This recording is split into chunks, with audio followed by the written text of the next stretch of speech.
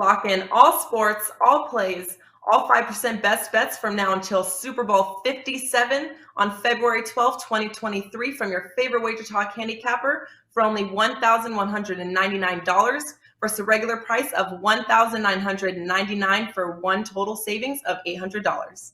This limited time super discount comes out to less than $100 per month and only $3.28 per day. As an added bonus, your all access starts immediately, so the sooner you buy before Super Bowl 56, the more additional days you will get for free. Just go to WagerTalk.com, choose your favorite handicapper to lock in, and don't forget there is no limit to the amount of handicappers you can redeem our Super Bowl to Super Bowl offer on.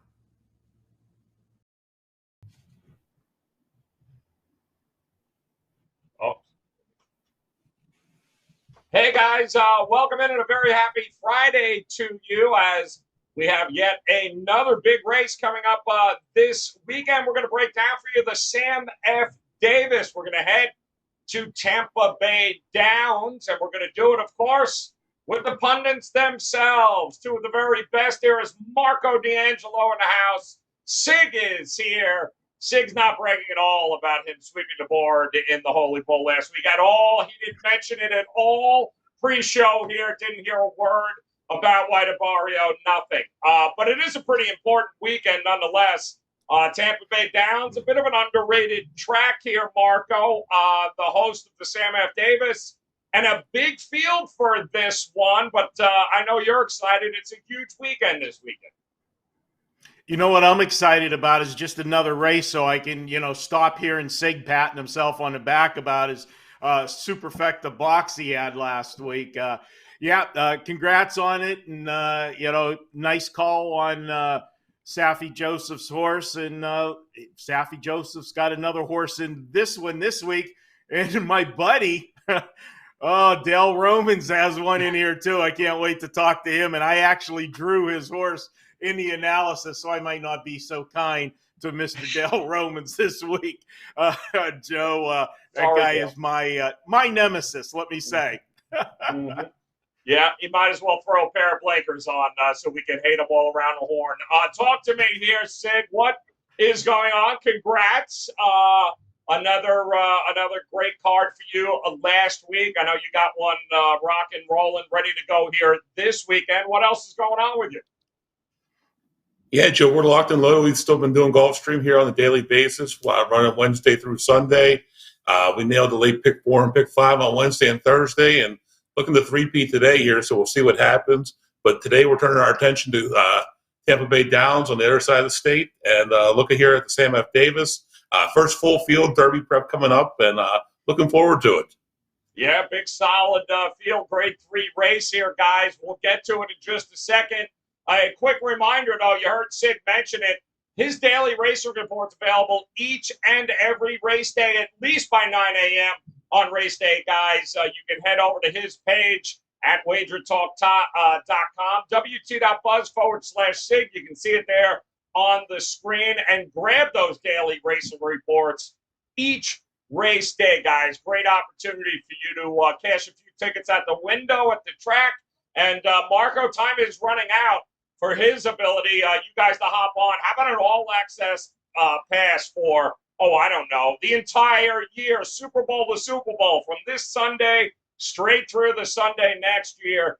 Every one of Marco's plays, an all-access package, including the next, couple of days. Right now, you can get all his best bets for less than $100 a day, guys. You just got to go ahead and head over to WagerTalk.com and visit Marco's page. Take advantage of this deal, guys. It goes away on Sunday, so take advantage of it and get today and tomorrow for free. So great opportunity to make it a profitable weekend, and we're going to try to do just that with the Sam F. Davis Stakes.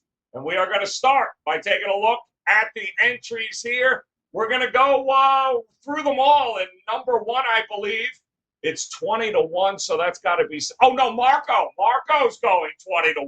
Wow! All right, Mr. Rum Runner, Marco, you are up. Talk to me here about this horse. What do you think? Well, I don't think a lot about this horse, Joe, and I'll be brief on him. This is a horse that had a good trip last time out and faded badly in the stretch. It was his first try is stepping up in class. This is a horse that's had 5 starts. Took him a few to get that maiden win, and then they raised him up, took a shot here in a minor stake race, $150,000 race, and he was racing right behind the leaders, couldn't keep up with them, and held on for third, but it was a distant third. You look at the breeding on this horse, this is not the breeding of a horse that you would consider for the Derby Trail, and I'm looking at, a jockey here with this guy. Last 51 starts, he's only got 6% win rate, 24% hit the ticket rate. You've got a trainer that 9% win rate over the last 30 days. Not much to like. And then for the final kick in the tail, I look at the speed figures on this horse, and they just don't go with what he's going to need to win this race. So he is an absolute toss for me, the number 1. Oh, what a way to start. All right, we'll see if we got any luck here with number 2 for you, Sig. Unpredictable Bay, coming off at least a 2 or more month layoff here. Churchill Downs was the last time we saw him. What do you think of Unpredictable Bay here at 20 to 1? Well, Joe, first off, he's not unpredictable to me. He is predictable here. He is the most experienced horse in this field.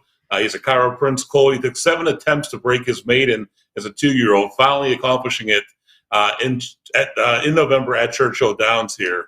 He's what we call the perennial bridesmaid with 5 second-place finishes, and he does appear to be the early pace setter in this field. While those past performances look impressive with all those in-the-money finishes, I don't like the fact that he's coming in off this long layoff that you just mentioned here, and he most likely can't get the distance, especially from the lead here. Unpredictable Bay is going to be a predictable toss for me.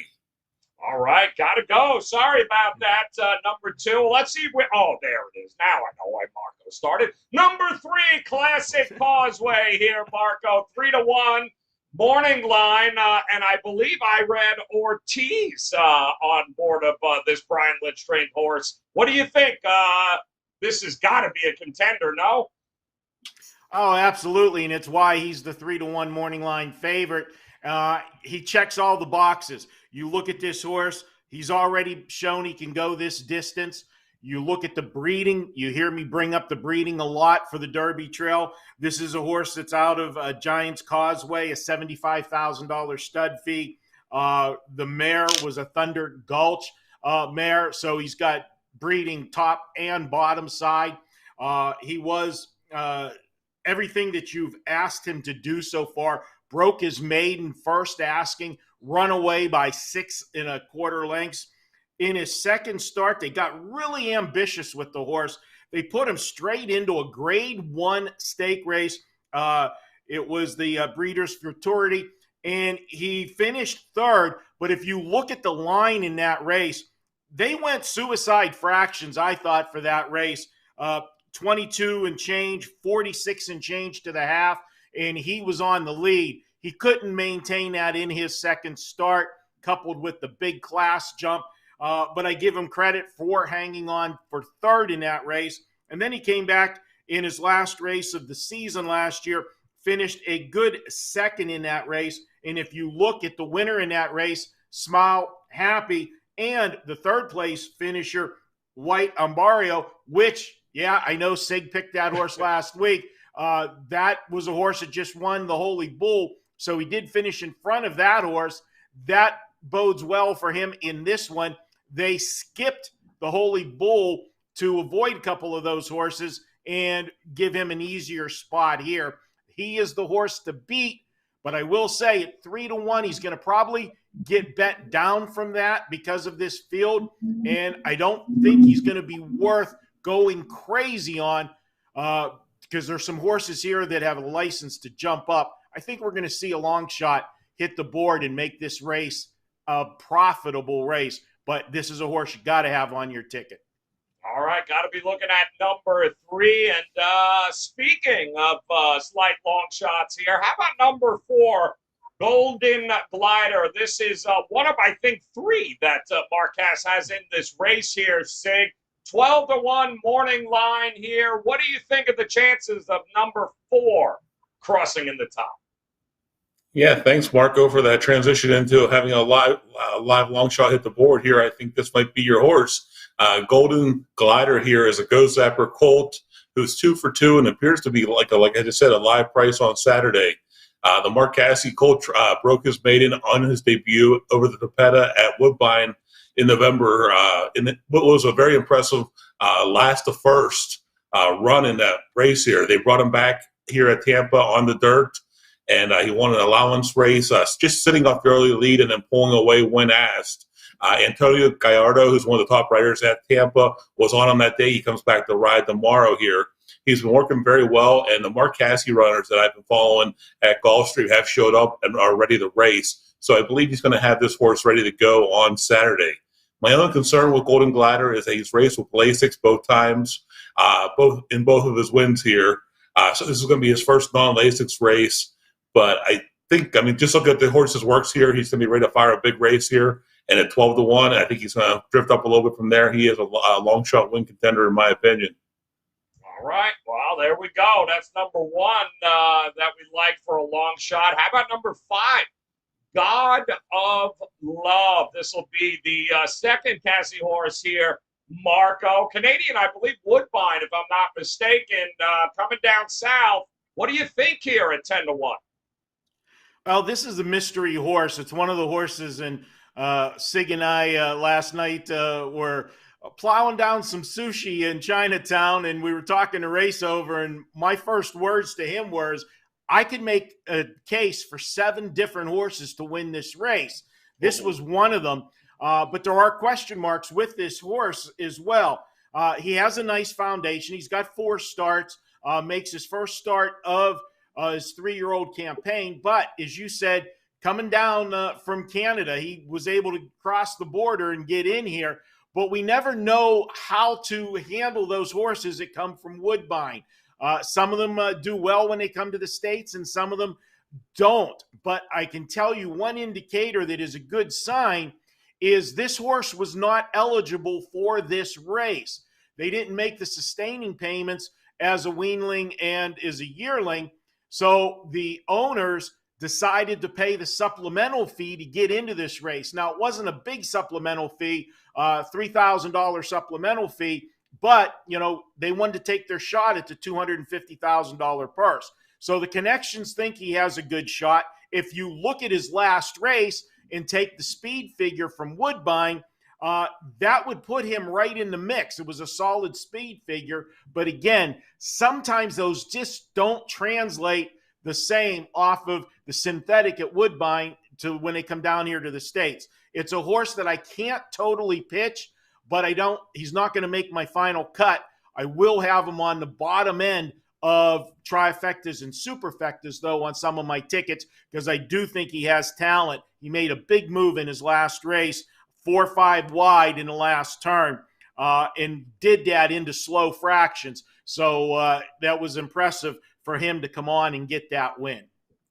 All right, good stuff there. Now, number 6 here, Trademark Sig, another one of these horses with a layoff here. But there are certainly some people think you can't count him out here at 15 to 1. Is this one of your long shots you might be looking? He is not here, Joe. He's an upstart gelding who did win his last 2 starts of 2021, breaking his maiden in the state bred race, and then followed that up with an allowance win at Churchill. In both those wins, though, he controlled the race from start to finish, and it doesn't appear that he's going to be able to have things his way on Saturday. If he does run early, like I do expect here, he's not going to have enough left in the tank here to hold off the closers. Trademark is a toss for me. All right, Trademark's a horse. Pretty good jockey, knows the track well aboard, but we'll see at 15 to 1. How about number 7 here, Marco? Make It Big, and that's a little 9 to 2 morning line here. What do you think of Make It Big with the other half of the Ortiz plan there? Yeah, I think this is going to be your second favorite in the race. I think he's going to get over bet. People are going to jump on Safi Joseph. He just won the Holy Bull, and they put this horse here. They obviously didn't want to run the 2 horses against one another early on. You want to go out and get those points. Remember, These earlier races, it's 10, 4, 2, and 1 on the point system. So even if you run first and second, the horse that ran second's only getting 4 points. You want to take that shot for the Big 10. So they split these horses up. Now, my problem with this horse is that the last race, you look at it, he got the win, and he was sitting close to the pace. He was at the half, sitting third, only ahead behind the leaders. But look at the fractions in that race. They were walking in that race, 24 and change, 49 and change to the half. For this class of horse, you're supposed to get home off of those fractions, and he did. He got the win. It's a horse you can't pitch. It's one of the horses I had in the 7, but as I said last week, and it cost me with Saffie Joseph, he does well at Gulfstream, and he did last week as well. I said when he steps up to stake races, it seems he doesn't do as well in the bigger races. Now we've got him doing a stake race, big stake race, and he's not at his home turf. He's not at Gulfstream. He's still in the state of Florida, but he's not at Gulfstream. So although I will have this horse on some of my tickets on the bottom side, he's not one of my top 4, but he is a horse you got to mix in your superfectas and trifectas. All right, moving on to number 8 here, Sig, Shipsational. Ed Barker training doesn't usually get some opportunities like this, but it's a New York bred horse here, 6-1 on the morning line. What do you think of Shipsational? Yeah, Joe, ShipStation's out of Midshipman. He's one rough start away from being undefeated, as he never recovered from a tough opening in the funny side at Saratoga back in August. Ed Barker enlists Javier Castellano the ride, as Luis Saez, who's rode him in his 4 previous starts, opted to stay at Gulfstream Park this weekend here. So this is going to be his first attempt in open company, as all his prior races came in restricted state-bred races. But he's been training consistently at Tampa since mid-December here, and I think he could be ready to fire a big race. I think he's a win contender in here.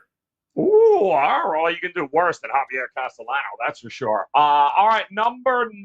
How about Howling Time here, Marco? Your boy, Dale Romans here. Tell me what you think of this horse coming in at a 5-1 morning line. What I need to do is get a big chalkboard behind me, Joe, and I need to write about 100 times, do not use Dale Romans in a big race, okay? The horses always look good coming in, and you know what? It's like that Charlie Brown, cartoon with the football when he comes running to kick it and Lucy pulls it away every time. Well, that's me with Dale Romans. I look at this horse, and on paper, you're going to be excited. You want to take this horse.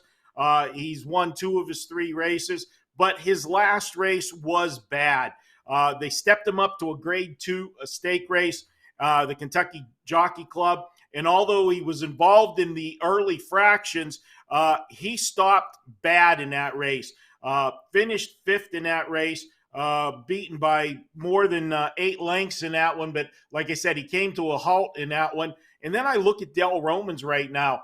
I'm making fun of him in the big races that he doesn't show up. But if you look at his current form, the last 30 days, he's sent 17 horses to the gate. He doesn't have a win with any of them. And he's only hit the board, and he hasn't finished second either.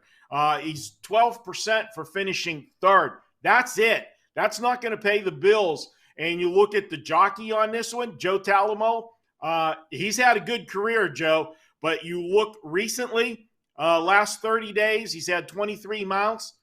He's got a 4% win ratio. I got a cold jockey. I got an ice-cold trainer. Dale Romans' history in big races. No, I'm sorry. I'm looking elsewhere. Marco, I would like to take this moment to remind you not to bet on any Dale Roman horses. Damn. All right, let's move on. Number 10. Where are we at here? I think 10 now, right? Volcanic, the final of the Cassie horses here. Sig, Gulfstream, in fact, one of the more recent starts. of any of these entries, really. What do you think of Volcanic here at 12-1? Yeah, Joe, actually, he just broke his maiden there at Gulfstream earlier in the year in his 3-year-old season. He did race 3 times as a 2-year-old. Excuse me. And the connections thought enough of him here to put him in the hopeful at Saratoga at closing weekend, which is a pretty big race, $300,000 grade 1 for 2-year-old horses here. He really didn't do anything in that race, though. He's out of violence, and the connections paid $230,000 for him, so they have great expectations for this horse here. But like I mentioned earlier on a few of the horses, Lasix is a concern with me on this one, as that lone win last month at Gulfstream came with Lasix applied to the horse here. And he also raced in the lead in that win here. And while he does have closing speed, it's going to be interesting to see what strategy jockey Edwin Gonzalez employs with this colt, because it doesn't look like he fits in the early lead here. Will he have enough in the tank here to come down the stretch? We're going to have to wait and see. I'm going to use him lately at the lower end of a few of my exotic tickets here, thinking he might be able to pick up a piece, but we're going to have to wait and see with Volcanic. All right, going to wait to see. We'll move on to number 11. Strike Hard, 6-1 here, Marco. Interesting horse. Got a lot of experience, at least lately anyway, but no Junior Alvarado. Not making the trip. What do you make of it here at 6-1? Yeah, that's not a good sign, but this particular jockey has ridden this horse several times in the past, so that's not a concern. What is a concern, though, is the current form of this particular jockey. I made fun of Joe Talamo and my buddy Del Romans. How about last 30 days, 69 mounts for Reyes? He's got 2 wins in 69 mounts. That's not good. But here's the thing. This horse actually has been racing good.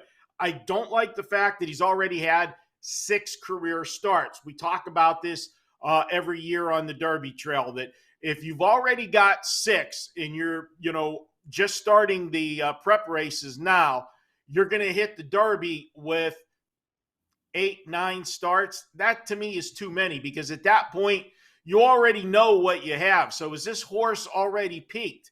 His last 2 starts, he has made jumps with his speed figures. That's a good sign. The other thing that you can attribute that to is they did put blinkers on this horse for those last 2 starts. So got the horse more focused and into the race. That might have been the light bulb for this horse. But given the cold jock and the trainer, although small stable, has only had 8 starts in the last 30 days. He's 0 for 8. Nothing's hit the winner's circle. This is one that I gave contention to win the race, but when I made the final cut, he just missed being on the ticket for the Final 4. All right, we are moving on here. Number 12. Interesting horse here. Kitten Mischief here. Sig with I believe Manny Franco here on top. A Jonathan Thomas trained horse here at 12-1. A lot of people seem to be talking about this horse. What do you think about it? Actually, Joe, handicapping this race, this one was the biggest mystery to me. Number one, he only has 2 starts under his belt here. He's bred the run all day, though. Marco mentioned the breeding earlier.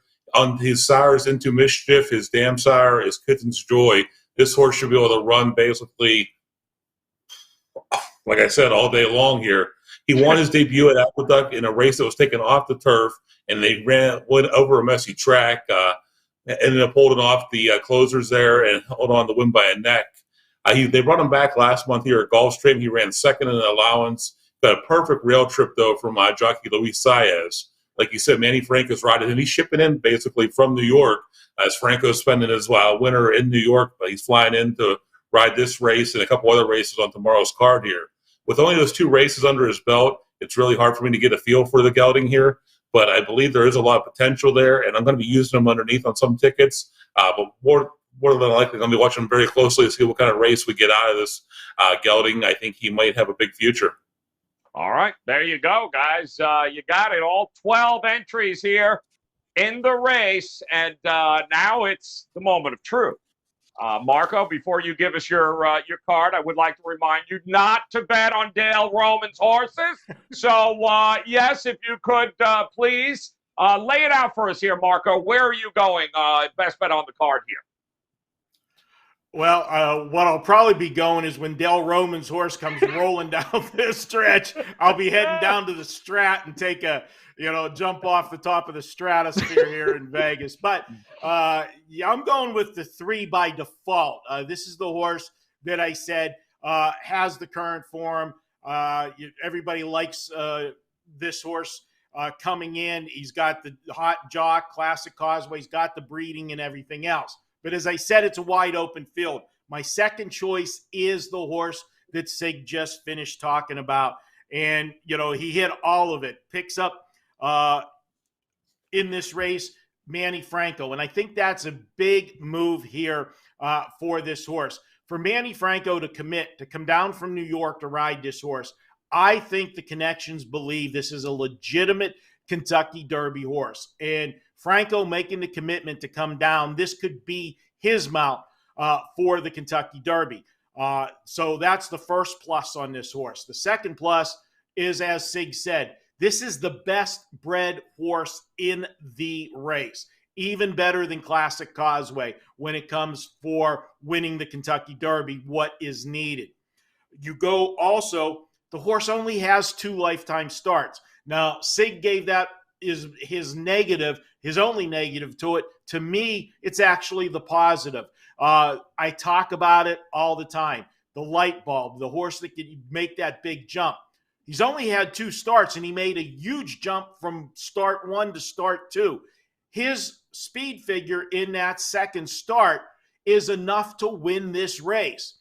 The only hesitation I have is the post position. I really wish he didn't get out there on the outside. If he gets caught, in the turn, wide, loses some ground, that might hurt him.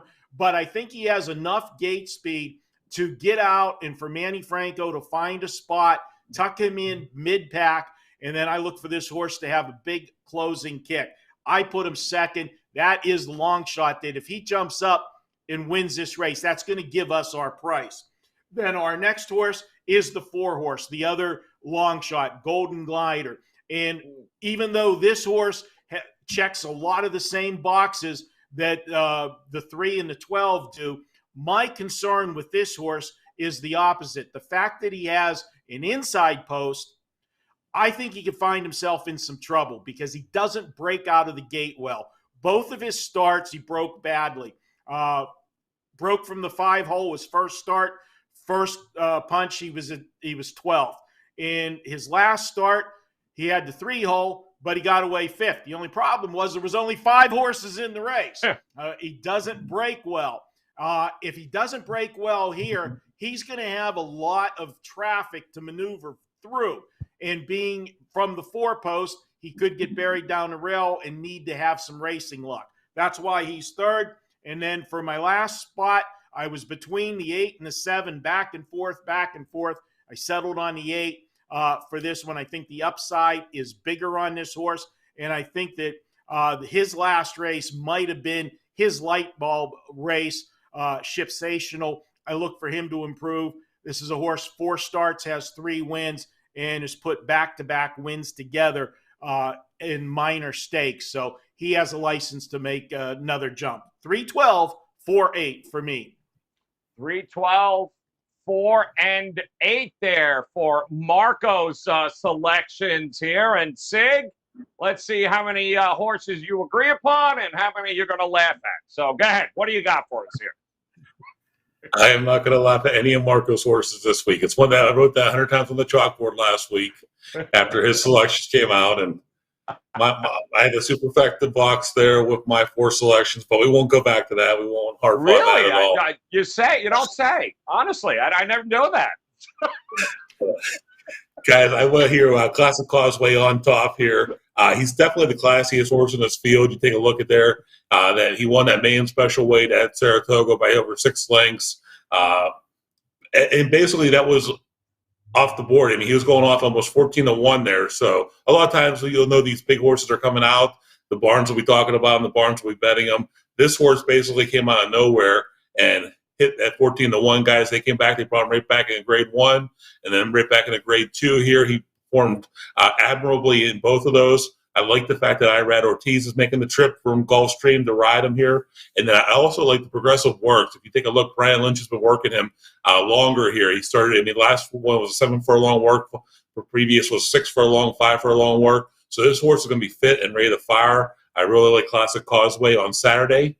My second choice, I told you guys about, I like Golden Glider, the Cassie horse, coming in, came down from Woodbine, made that big move. Shipstational, I talked about it as well, coming down here from Belmont, and he's my third choice. And Marco, make sure you're holding on to your share there. I'm using the Dale Robbins horse to 9. Howling as my fourth choice. He's been training really fast here. He appears ready to go on Saturday. Like we talked about even last week, Romans normally doesn't have his horses tuned up to fire their best races at this point, the Derby Trail. So we have to take that into consideration. But take a look at the works here, guys. He fired a 59 just here last week at Gulfstream. I think this horse is loaded and ready to go. I think he's a long shot win contender. I think he definitely should be on your exotic tickets here. So it is 3, 4, 8, 9 for me here on Saturday. I cannot believe he included the 9 of Howling Time. Dale, you know what? You can't help, Marco. It is what it is.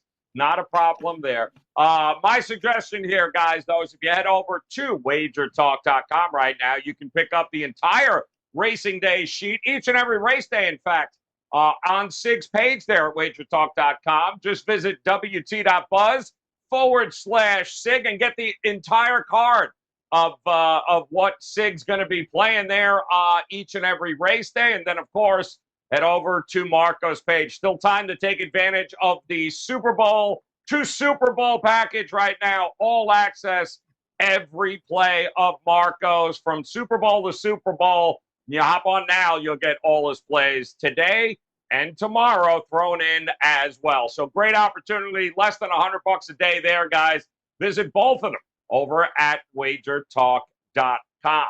That'll do it here. You've got the Sam F. Davis Stakes coming your way. Tampa Bay Downs tomorrow. We'll be back, of course, again next week. Another race on the road to the Kentucky Derby. We've got you covered here with the Pony Pundits. On behalf of Marco D'Angelo and Sig, guys, we appreciate you hanging with us. Hit that bell in the upper right-hand corner, and then come back and join us again next week for another breakdown of the upcoming races. Good luck, guys. We'll see you again next week. Lock in all sports, all plays, all 5% best bets from now until Super Bowl 57 on February 12th, 2023 from your favorite WagerTalk handicapper for only $1,199 versus a regular price of $1,999 for one total savings of $800.